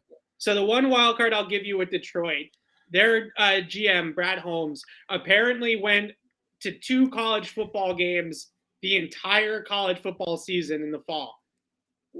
Both of those games were at the University of Oregon, scouting Kayvon Thibodeau. So, and again, I heard Thibodeau as well with massive buzz coming up to 2. There are some drafts where you see Thibodeau going, I mean, well outside the top 10. Yeah. So Kayvon Thibodeau, if we had drafted 2 months ago, before the combine, before the pro days, he was a preseason top-rated prospect, and yes, he was the number 1 pick in the draft. Yeah, exactly. Coming out of the college football season. So, as much as I think Hutchinson's tape is more polished than Kayvon Thibodeau, Jacksonville just made the decision to go with the trade-based prospect too. So I could definitely see Detroit going that direction. The one thing I think holds me back with Detroit going Kayvon Thibodeau is, doesn't Dan Campbell just feel like an Aiden Hutchinson kind of guy? Like, that's like, we're going to blow your kneecaps off. Right. Like, that's the blue-collar, lunch-meal, like, hard hat team, right? And if that's the case, then Aiden Hutchinson's their guy. So we'll see. All right. Where else in the draft? And I'm looking at one source here from The Athletic that it is Hutchinson. Yeah. Yep. He's a Lion. Staying home. He's a Lion. Yep. Yeah. I think Dan Campbell gets his way here with Aiden Hutchinson. That was quick. They turned that card in a minute. So obviously they love this. They love this player, and they're thrilled to get it. I mean, they were in terrific position here, really, because not a good draft to have the number 1 pick. Yeah, because you're pretty thrilled at 2, 3. You know, there's the 4 in the same regard, and it really was a kind of a coin flip here. So That's it right there. Hutchinson goes second overall. Where do you start? Where do you think you start seeing big surprises, if at all? So here at number 3, I think could be a slight surprise to Houston. I've heard a lot of Derek Stingley buzz to Houston, Yep. and there maybe like a week ago, Derek Stingley falling out of the top 10 was a possibility. Like Mel Kiper was talking about it on his conference call last week that he wasn't 100% sure that Derek Stingley would go in the top 10. So I think that might be a little bit of a surprise. I've also heard Kuiper's last mock, he had him at 9, but yeah, exactly. Yeah. And you've seen him up there as high as 3, right here in this spot. So Yeah. they also pick again at 13. And from everything that you hear, the ideal draft for Nick Caserio is Derek Stingley and Evan Neal, the tackle from Alabama. Being able to get both of those guys out of these 2 picks is pretty much their goal, right? That's kind of what they want to do here. So I think it all depends on which guy they think has a better chance at coming closer to 13. And in my mind, I think that that's probably Stingley at this point, just because Carolina's thinking tackle, Seattle's thinking tackle. So at that point, you think that at least 2 out of the 3 top tackles are gone. And I think the Giants easily could take tackle with one of their 2 picks as well. So I have a tough time thinking that Evan Neal gets anywhere close to 13. Derek Stingley, on the other hand, they talked about it earlier today that Houston could potentially move up from 13 and jump back up. Maybe that could be where they are able to find a spot and get Derek Stingley. So I kind of lean a little bit more towards the tackle here just because of the way the board is going to shake out with the tackles. The top 3 tackles are all going top 10. So it's really a matter of if you can get all these guys or not. Yeah. Yeah. Were there, I don't know if you and Evan discussed it, but there's the whole quarterback situation here. Do you think the way the draft is being discussed right now, which quarterbacks are going to fall well out of the top 10 and maybe be taken in the teens or lower and may only be 1 taken in the entire first round, you think that's accurate? Or do you think teams are going to get jumpy and we'll see more quarterbacks than you think? This is an awful quarterback class. It really is awful. I think the biggest problem that you see with this quarterback class is there's not a single one of these quarterbacks that I could tell you is going to get a second contract as a starting QB. It's really that bleak that I just, if I'm a team, if I'm the Giants, if I'm Seattle, if I'm Houston, who's kind of waffling, I think, a little bit on Davis Mills and isn't 100% sure, what I'm doing in this draft is I'm taking my picks and I'm getting the best possible infrastructure that I can out of this draft so that next year, whether it's Bryce Young or it's Phil Jakovich or it's a trade, right? Because we saw Russell Wilson moved. These quarterbacks are moving now, these veteran guys. Matt Ryan, Matthew Stafford last year. So if I'm these teams, I'm making my situation the best possible situation that I can so that when the right quarterback comes along, we drop it in there. Now, where do we talk about quarterbacks? I would say maybe you can have that conversation with Carolina at 6. It doesn't sound like that's going to happen, but Carolina at 6 is possible for a quarterback. I would also say that the Saints are kind of lurking. They have those 2 picks in the teens. They could move up slightly and take a quarterback. And then I think Pittsburgh is the other quarterback team. And then maybe once the draft snakes back around to Detroit at the end of the first round at 32, maybe Detroit takes a quarterback at the end of the first round or the beginning of the second round, but not in the, obviously they didn't take them out at 2. So I think that's maybe where we're talking about quarterbacks going if we're going to have that conversation. All right, Houston's on the clock. We'll hang through this pick and see what happens here. There's some intrigue behind it, just kind of curious to what happens. And then we'll probably, like I said, we'll skedaddle and we'll jump back on there when the Patriots are close. And we'll kind of count you all the way down through to there here. It sounds like it is Stingley to Houston here with this pick. They went with Stingley? That's the Twitter rumor. Stingley, it is. Yep, I'm seeing it as well. So Stingley goes. Yeah. Here's a corner. In terms of trade stuff, I don't know whether you and Alex talked about it, and we talked about Stingley a little bit too. But in terms of trades, the most likely, obviously, is the trade back scenario. But It seems like there's a few teams that would be potentially interested in doing that. The trade up scenario, you think it's just too expensive to get into the teens? It's going to be expensive because the teams that are locked in, like Philly and New Orleans, they acquired those picks in that trade with one another for a reason. Like they have a purpose for those picks. The other thing that I would say is that Dallas, Jerry Jones wants to trade up, and I think Jerry Jones is going to kind of do whatever it takes, right? Like I think that that's going to be a big thing about this too. It's very, very rich to trade up. I think the one thing that you could see is they could potentially trade up if it's a defensive player that not a ton of teams are like super clamoring for. Like it's not Chris Olave or Jamison Williams, right? They're moving up to target Jordan Davis, who might not quite have as much of a market as some of these wide receivers do. Then maybe it gets cheaper. But I don't ultimately see it happening. And Stingley is officially the pick, I think, now. Yep. Here at 4, and I am not going to be like, oh, no, I'm afraid of the Jets, because I'm never going to be afraid of the Jets. But Sauce Gardner from Cincinnati is a terrific scheme fit for the New York Jets. Like, that is a perfect marriage between. And let's hang through the Jets too. And yeah, that's the perfect marriage between player and skill set and scheme. So they run that Seattle 3 system. They run a lot of quarters. They run a lot of 3. He's, to me, Sauce's comparison is Richard Sherman. And who better to put in that solid defense, that Robert Saleh defense, than Richard Sherman 2.0? Like, it's that scheme. It's that fit. It could be somebody like a tackler or Kayvon Thibodeau. I've heard some murmurs that they're not really sure if Mekhi Becton is going to be a part of their long-term future. He's been injured. He's work ethic concerns, that sort of thing. But I just can't see Robert Saleh passing here on Sauce Gardner, because that's just such a slam dunk in terms of scheme fit and in terms of player profile as well. I have no problems with Stingley going ahead of him, by the way. I talked about this, and Alex and I have talked about Stingley. We've both been on the Stingley CB1 train. Stingley got bored in college, and I almost can't blame him for it. In 2019 with Joe Burrow and Justin Jefferson, Jamar Chase, they win a national championship. He has the best tape of any corner in the entire college football as a true freshman.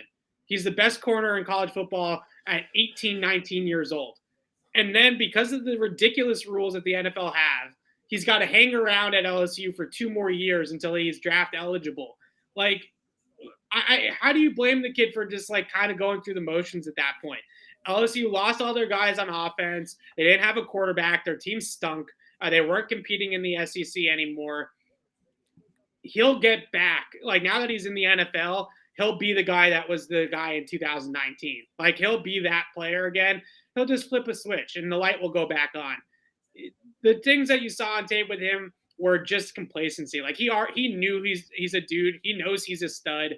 He knows that he's already going to be a top 5 pick in the draft when he comes out. Like, I don't really blame him, for kind of more or less mailing it in over the last, I'd say, season and a half at LSU. So I totally get this. He's an absolute animal. Like, that guy's going to be a lockdown corner in the league. This is a slam dunk pick for Houston. I think people in their evaluations might need to start getting used to that from college players too. Yeah, I mean, we've seen it before. Like, I think the best comparisons are probably like Leonard Fournette or Jadeveon Clowney or players like that are, they have great sophomore or junior years, or freshman or sophomore years, but they have to wait until they're juniors to come out. And they're like, what am I? Right. Exactly. Like, I could go top 5 now, but I can't. Right. So I'm not hurting myself. I'm going to go at I'm going to play at about 75% the rest of the way here. Yeah. And I get it. Yeah. The NIL rules might help a little bit. Like, now that they can make some advertising money and stuff like that, it might help a little bit to get those guys to try a little bit harder. But it's such a shame because, like, Stingley, if you go back to 2019, the dude was just unreal. He was on another level, and that was as a true freshman, an 18, 19-year-old kid, just going out there and just shutting people down. So it's very clear that guy's going to be a terrific player. Yeah, and again, like we said, Jets out here bleeding the clock. Everyone else had their picks in within the first couple of minutes. Not like the Jets are taking too much time. Yeah. It's got to be Sauce. It's got to be Sauce. Gotta be the barbecue. Gotta be the He said he sauce. likes barbecue sauce as his favorite sauce, which is a little bit questionable. I'm not gonna lie. Like, I love barbecue sauce too, but it's there's I don't know if that's number one on my list. There's better sauce. Yeah, I Rank, think. while we wait for the Jets to pick, why don't you rank your sauces? Oh man, that's tough. I don't know. I just for me You got to go with Hollandaise number one. There's no way that Sauce Gardner has any idea what hollandaise Oh, sauce no, is. that's the good stuff right there. Yeah, hollandaise is not bad. That's a good pick. That's got to But be up even like there. some Italian sauces, right? Like Yeah, you got sure. ricotta, you got marsala, Vodka sauce. Yeah, I yeah, like all of that. Yeah, like all that stuff I think is better than barbecue. I'm sorry. That's fine though. It's fine. It's if you're eating a lot of barbecue, I get it. That's about it. Like I said, we'll wait on the Jets here. Any other thoughts? I know you guys have been going for an hour. I don't want to get you to repeat yourself too much regarding the Patriots, but we are where we are, 21. And then more day 2 selections coming up. So we're going to do the same thing. Obviously, we'll do a pre-show and we'll kind of jump up heading into each pick in the same way throughout the next couple of days here, and just kind of keep you guys informed. Evan will have a ton of coverage on CLNS Media and our YouTube channels after the fact, so make sure you check that workout over there. You subscribe to everything, and Evan will have you plugged in all the way through. It is barbecue sauce himself. Barbecue sauce. Yeah, it's Gardner. Like I said, like this is such a great just a great fit, a great scheme fit, and you see these two guys, Richard Sherman and Amon Gardner are just great poupon. That's not a sauce. Does that count as a sauce? Go ahead. Sorry. It's a great comparison in terms of what Sauce Gardner is capable of doing, and you put him in that Seattle style system with Robert Saleh. And they just got number one corner. And we talked about earlier the elephant in the room with the Patriots. Like, who are they drafting Sauce Gardner for to defend on the Patriots? Like, is Devontae Parker going to line up across from him? Is it going to be Nelson Aguilar? Like, this is what we're talking about. And as much as I am still very, very wary, because I was wary of Zach Wilson coming out. I wasn't super high on Zach Wilson to begin with. But outside of the Zach Wilson factor of it, like the Jets are also getting better as a team too. Like, you could definitely make an argument that the Jets have gotten better this offseason than the Patriots have so far. So I think you're better at quarterback. I think you're certainly better at coach, right? Like head coach, obviously have a huge advantage there. But at some point in time, like we're talking about Buffalo, Miami, the Jets I do think are getting a little bit better here. Like I think that they are improving. And we talk about the number 10 pick in the draft that they have here in a little bit. That could be going to San Francisco for Deebo Samuel. So if that happens, like you think that's real? That's definitely real. I think what will ultimately happen is San Francisco's got to see who's on the board at number 10. And they have to love it. Yeah. Right. If they have a guy there that they absolutely love, then that conversation I think becomes really easy. So you talk about Deebo Samuel coming now into the division and onto the Jets as well. Ultimately, you're just praying that Zach Wilson's bust, right? Like that's like if Zach Wilson's an above average NFL starter, then you got a problem in the Meadowlands too. So that's how it goes with the quarterbacks. We just saw the Giants cutting bait on Daniel Jones, not picking up his 5th-year option. You got a couple of years to show, what you can do. And it is, obviously Wilson got thrown right into the fire and he definitely didn't look ready, but he's toolsy, as they say, Evan. And, there's a lot he can do. We'll see what he does, second year, maybe with a little bit more around him. Obviously, someone like Deebo Samuel would help. We're going to jump off, but do you see a tackle run coming here? Oh, yeah. The fact that Evan Neal and Ike Ekwonu are still even on the board right now is great. Carolina's got to be thrilled. They didn't have to do anything to get tackle. If I'm Carolina, I'm crossing my fingers that Ike Ekwonu is still there at 6. I think the Giants might go Evan Neal because he's a little bit more polished, a little bit more battle tested, and it's kind of the safer pick for that new regime. But also Dable is an Alabama guy. So I think they might go Evan Neal. Ekwonu at 6 for Carolina is the dream. Like that's a dream pick. That guy is nasty. Like he is physical, explosive. Yep. Like, he's everything you want. You mentioned the Jets trading for Debo, and that would be a big, splashy, high impact thing. You also talked about the Giants. Their first round pick last year, of course, was Kadarius Toney, and that went south super fast, and they're already shopping him. I know we've discussed this on CLNS Media. You and Alex, I'm sure, have talked about it as well. I don't know where you necessarily stand on him. I know a lot of it was let's just ask Joe Judge what kind of guy he is. But is there enough there? And at what point, if you were sold that any character concerns or any issues or whatever it is that led the Giants to say, I don't want this guy on my team anymore, we're not anything to be concerned with, talent alone, what pick would you move for a player like that? I think you start talking about it at 127.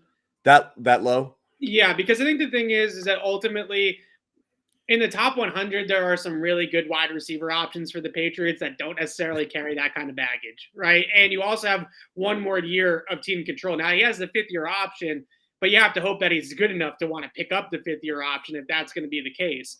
So what I've heard about Kadarius Toney, it worries me with the Patriots because if you're not locked in New England and you're not all football and your drive is not there and your effort is not there, there's a lot of whispers about this kind of being an issue with N'Keal Harry at times, that his buy-in just behind the scenes hasn't fully been there, right? And if that's not there for you in New England, now Kadarius Toney is a terrific scheme fit. Like, he can play in the slot. He runs with the ball like he's like basically a running back playing wide receiver with wide receiver skill. He's great at the top of the route, super quick. Even when he got on the field with the Giants, like you saw it, like he played well when he was on the field and was getting targets. But I worry about that work ethic thing. So I look at 127 and I say, okay, well, would I rather have Kadarius Toney at 127 or John Mechie at 54? Like, maybe then I can kind of talk myself into the Kadarius Toney route a little bit more. It's the value of basically getting a top 50 talent in a draft for a non-top 100 pick.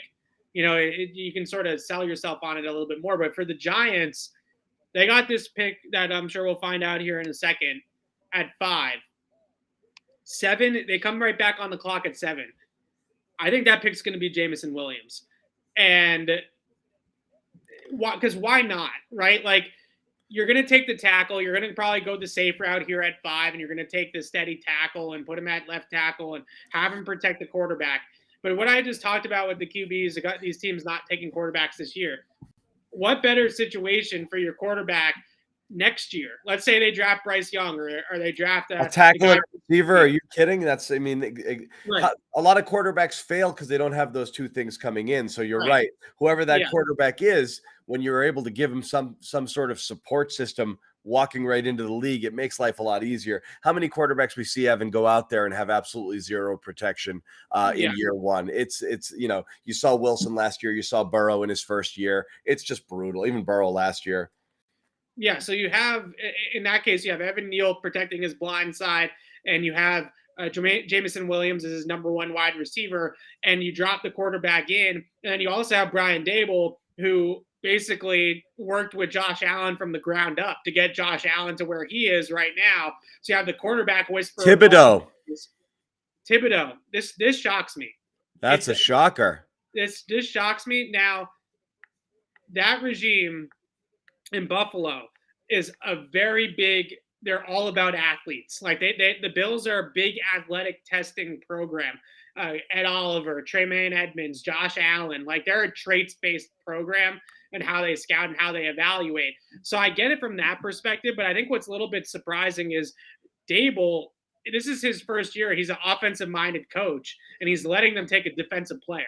So that's a little bit surprising to me because if your whole thing, if you're Dable, is you got to make your offense work. Otherwise, you're probably going to get fired. Well, now you're probably, but here's the thing though. Here's my rationale. They might have thought this guy was the player people thought he was when the season began, maybe the number one overall player on the board, and we're thrilled that he's there. Knowing at 7, you've still got one of the top 2 tackles. It's a real luxury position to be in. So now it's not surprising if they do come back, go offensive tackle rather than someone like Jameson Williams, which means again, pushing those receivers further down the board helps, if you're one of those people who hopes the Patriots can grab at one. Philly seems to be the last stop, you worry Williams. about Baltimore too. I think ultimately Baltimore, they need to really seriously think about the fact that they need to have Lamar Jackson in the best possible position. And their receivers, they did draft Rashad Bateman in the first round last year. So maybe they don't think about receiver again just because of that. But I think ultimately you have to think about that. And I'm really surprised that this is the Giants taking Kayvon Thibodeau. This is Joe Schoen, the general manager's pick. This means that Brian Dable said to Joe Schoen, go do your guy, right? Like, go take your guy, right? Like, I'm going to get out of the way, and I'm going to let the evaluators do the job. Because to me, if this was Brian Dable's pick, this is the tackle all the way. Yeah. Maybe they end up getting the tackle at 7, like you said. But now Carolina at 6, like I have a friend down in Carolina that we talked a lot when Cam was the Patriots court. He must be doing cartwheels in his house right now. Right. That they have their pick of the litter at tackle. Exactly. Like they're going to get the number 1 tackle. They were drafting one no matter what, even if it was the 3rd tackle taken in this draft, and they get pick number 1 right now. So things fell beautifully if you're a Carolina Panthers fan. Yeah. So this is surprising here for the Giants at 5. I would think that 7's a tackle, but when you take the pass rusher and you take the defensive player, like maybe they go with 2 kind of fireworks picks here and take Jameson Williams at 7. I think that's when the Jameson Williams conversation needs to start. I mentioned Baltimore at 14 with Lamar. They got to do something for Lamar. Seattle, I've also heard a little bit of 8 Drake London at 8 to Atlanta. That they might like Drake London a lot, the wide receiver from USC. So I think you're going to start to see some of these receivers come off. But if you're a Chris Olave fan, and I'm one of the biggest, right? I'm driving the bus with Chris Olave. We're starting to get into the territory where at least maybe that could be more realistic. Now, I still don't think it's a yes. I still don't think he gets there. But I think that ultimately there could be a possibility here that one of those wide receivers, whether it's Olave or Garrett Wilson, is maybe available. And you did not love another polarizing one was Drake London, who you don't love at all. And I am so surprised that so many people have him as the consensus one, but there's so many people that I really respect and trust in this media scout world, if you want to call us that, is telling me how wrong I am about Drake London. The biggest concern that I have about Drake London is twofold. One, he was playing against Pac-12 corners who notoriously stink. Like N'Keal Harry looked great against Pac-12 corners too, right? Like these guys are undersized. Like he's going up against like the UW corners. Everybody's like, oh, look at his tape against UW. It's like Kyler Gordon's 5'11". He's 6'4". Like obviously he's going to be able to go up above him and make catches down the field. The biggest concern that I see with Drake London is he's not fast. He's just not fast. Like he doesn't run by anybody. No NFL corner is going to feel threatened by Drake London's vertical speed. Like no NFL corner is going to be like, oh shoot, I better get out of dodge because Drake London's coming off the line of scrimmage at me. Like that's just not happening. And you look at the yak ability, like the yards after the catch, and everybody's so high on that with him. Right. We've seen what that looks like with the mid 4.5s guy in the NFL. It's not, you can't go horizontal. You can't go sideline to sideline on a jet sweep at 4.55 the same way that you can in the Pac-12 when you're playing in the NFL. Guys are just too much. They're too fast. They're too fast. So slow off the line of scrimmage, slow in general, big receiver. Like I'm a full stay away from Drake London if I'm the Patriots. He's in the same category as Treylon Burks to me. That's kind of the vibe I get there. We're close here. We might as well hang only to see if Carolina shocks the world and doesn't take a tackle. And then, as I said, we will jump off and jump back on probably, sooner than we think, because we're saying 10:30 for the Patriots, but we're cooking at a pretty good pace here. So we may be back a little bit sooner than that and just see where we're at in terms of selections right now. But that's it. We have, Panthers. Surprised they're taking this. Oh, the pick is in. We don't have it yet, though. This has got to be Neal or Ekwonu. I think they end up going Ekwonu. Neal is more polished. Neal is kind of like, really steady, like solid tackle prospect. Ekwonu, when you watch that guy, I mean, he is just absolutely nasty. Like, he is a finisher. He's athletic. He can get out in space and just bury guys. Like, if you want an impact tackle, like the guy that Ekwonu reminds me of, there's two guys. One is Jason Peters. One is Trent Williams. Like, those are the two guys that he reminds me of. Evan Neal reminds me of more of just like, I can't really think of a great comparison off the top of my head, but just like a steady 10-year offensive lineman, right? Like, not anything like that's going to be like, oh, wow, like Evan Neal's like the best tackle in football. I think Ekwonu's got much higher ceiling, maybe a little bit of a lower floor too, but yeah, I'm really high on Ekwonu. So Yeah. I think Carolina would probably pick him if I'm them. But I have to wonder if Carolina having their pick at tackle is they're fielding offers here. That's the only thing I could think of why they're hanging out, because if you can get a guy you like just as much at 8 as you will at 6, right. then maybe that's something you want to consider moving back for. So again, we don't, because all of the premium defensive players with Thibodeau going at 5, like I don't know who you're moving up for necessarily at that point on defense. And I think we're maybe still a little too early for the run at wide receiver. So I think that I think they're picking. Yeah, they decide, but they might have tried to field some trades. You're right. This did linger a little bit longer than the rest of the picks. Yeah. But yeah, again, I am curious because at any point the dam is going to break here. It is Ekwonu. Yes. Yep. Okay. So there we go. First tackle. Yeah. They're doing absolute cartwheels in Carolina right now. They got the number 1 tackle. Yeah. So I mean, you could see here with the Giants, you could see tackle because they didn't go in that direction at 5. You could see Garrett Wilson perhaps. The Falcons are always, I mean, you have to consider wide receiver is very likely an option for Atlanta. They're at 8, even though they have Kyle Pitts. Yeah. I think that's 8 at amount of needs, but yeah. I think 8 for Atlanta is Drake London. I do. Yep, I think that they are gravitating towards that skill set. Like they're going to have 2 huge receivers, right? Like guys like Pitts and Neal and Drake London, just 2 6'5" monsters, and I think that's kind of the goal there for them. The one thing that you will say, like I will say about Drake London, similar to Kyle Pitts, it doesn't matter how accurate your quarterback is because those guys' catch radiuses are just absolutely insane. Like they have great body control, great catch radius. Like they'll just pluck everything. So there's that advantage to it, I suppose. Yep. All right. We are going to wrap it. And we will be back again, just reminding everyone that we are going to pop back up as soon as the Patriots are close to picking. And let's call it, what do you say, Evan? You want to come up around 17, 18? Yeah, I think even maybe a little bit earlier than that, honestly, because, this board, the way that there's still 2 more tackles that absolutely need to go. Right, Neal and Charles Cross are going to go here soon. I think the top of the wide receiver run still needs to happen. Like, this could get interesting. Like, guys like Jordan Davis, like, where does he fit into this run? Maybe a team like Minnesota just takes the best player available. We also still haven't talked about Kyle Hamilton a whole lot. Like, right. He's still lingering too. Some people think he's the best player in the draft. So this could get a little bit interesting.